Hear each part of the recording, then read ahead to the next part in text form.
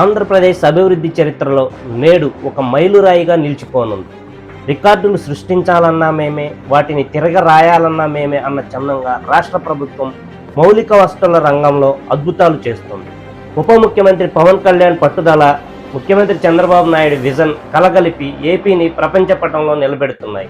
గత వారం జనవరి 6న బెంగళూరు విజయవాడ ఎకనామిక్ కారిడార్లో భాగంగా పుట్టపర్తి సమీపంలో 24 గంటల్లో సుమారుగా 29 కిలోమీటర్ల రోడ్డు వేసి 10,675 మెట్రిక్ టన్నుల కాంక్రీట్ ఉపయోగించి ఎన్హెచ్ఏఐ మరియు రాజ్పథ్ ఇన్ఫ్రాకాన్ ఇప్పటికే 2 గిన్నిస్ వరల్డ్ రికార్డులను తమ ఖాతాలో వేసుకున్నాయి. అయితే ఆ జోరు అక్కడితో ఆగలేదు.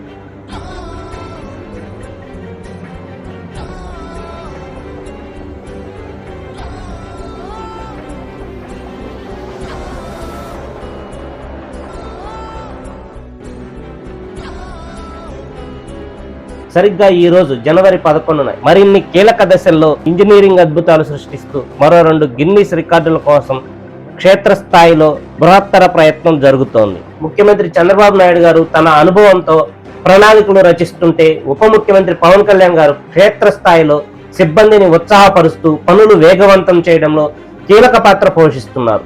కేంద్ర మంత్రులు నితిన్ గడ్కరీ గారితో ఎప్పటికప్పుడు సమన్వయం చేసుకుంటూ రాష్ట్రానికి రావాల్సిన మౌలిక సదుపాయాల ప్రాజెక్టులను యుద్ధ ప్రాతిపదికన పూర్తి చేస్తున్నారు. పవన్ కళ్యాణ్ గారు ఈ ప్రాజెక్టులో భాగమైన ఇంజనీర్లకు, సిబ్బందికి శుభాకాంక్షలు తెలుపుతూ ఈ అద్భుతమైన ఘనతను కొనియాడుతూ దేశం నిర్మిస్తున్న మౌలిక వసతులకు ఆంధ్రప్రదేశ్ అమలు చేస్తున్న వేగం ఒక కొత్త నిర్వచనం అంటూ ఉప ముఖ్యమంత్రి పవన్ కళ్యాణ్ గారు చేసిన వ్యాఖ్యలు ఇప్పుడు అందరినీ ఆకట్టుకుంటున్నాయి.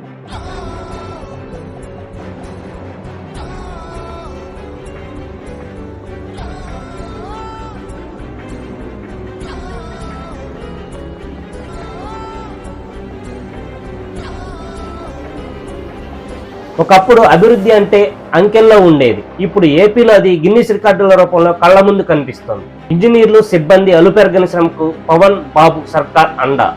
బెంగళూరు అమరావతి మధ్య ప్రయాణ సమయం సగానికి తగ్గటమే లక్ష్యం.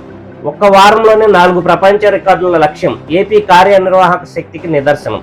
నేడు పనులు విజయవంతంగా పూర్తయితే రేపు జనవరి 12న పుట్టపర్తిలో జరిగే కార్యక్రమంలో కేంద్ర మంత్రి నితిన్ గడ్కరీ గారు అధికారికంగా గిన్నిస్ పత్రాలను అందజేసే అవకాశం ఉంది. ఏదేమైనా కూటమి ప్రభుత్వం వచ్చిన ఈ తక్కువ సమయంలోనే ఏపీ ఇన్ఫ్రా రంగంలో దూసుకుపోతుండడం రాష్ట్ర ప్రజలకు గర్వకారణం.